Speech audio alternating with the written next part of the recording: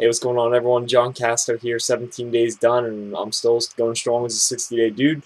So I just want to touch base with you about something that you'd probably find pretty interesting.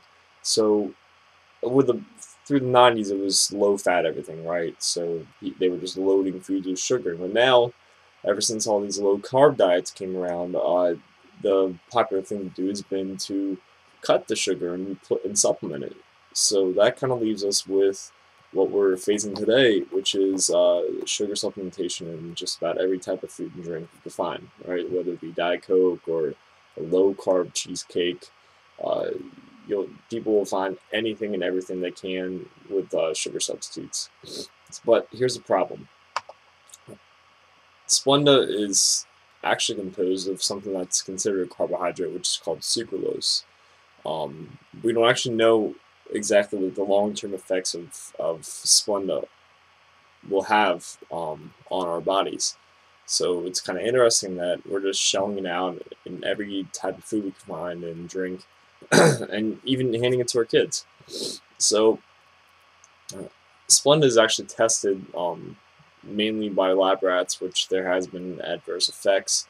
But that's not enough for the FDA to step up and say, hey, we shouldn't be putting this in our foods. But then again, maybe we'll end up exactly like we did with Sweet and Low and other sugar supplements that kind of have a bad image now because of the known side effects from those.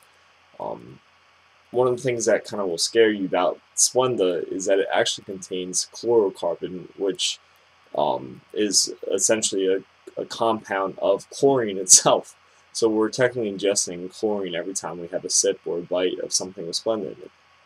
Once sucralose comes to our stomach, it's mainly unrecognized by the body, which is why it's 0 calorie. But there is absorption anywhere from up to 10 to 30%. Some studies have shown. So is it just depositing in our small bowel, or what's going on? We don't know.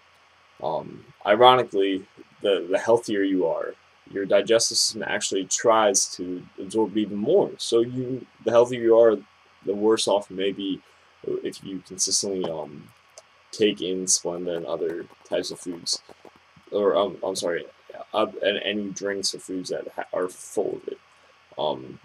There's been some side effects that I want to point out. These have been found in rats and mice, which are our test subjects for this. A shrunken thymus gland is one of them, up to 40% shrinkage, enlarged liver and kidneys, atrophy of the lymph follicles and swinging thymus, reduced growth rate of the body, decreased blood cell count, hyperplasia of the pelvis, extension of the pregnancy period, aborted pregnancy, decreased fetal body weights and placental weights, and of course diarrhea, which I'm sure some people have seen already. So the question is it going to be our generation that sees long-term effects and starts to feel it 10, 20 years from now, or is it going to be 2, 3 generations down the road once our bodies have broken down to this? So it's going to be kind of interesting to see. There's a lot to read about, a lot of different studies, but nothing really good arguing its case. So do a quick little search online and see for yourself. But it's kind of interesting to see that we put our faith in some 0 calorie sugar supplement that we don't know what it does to our body.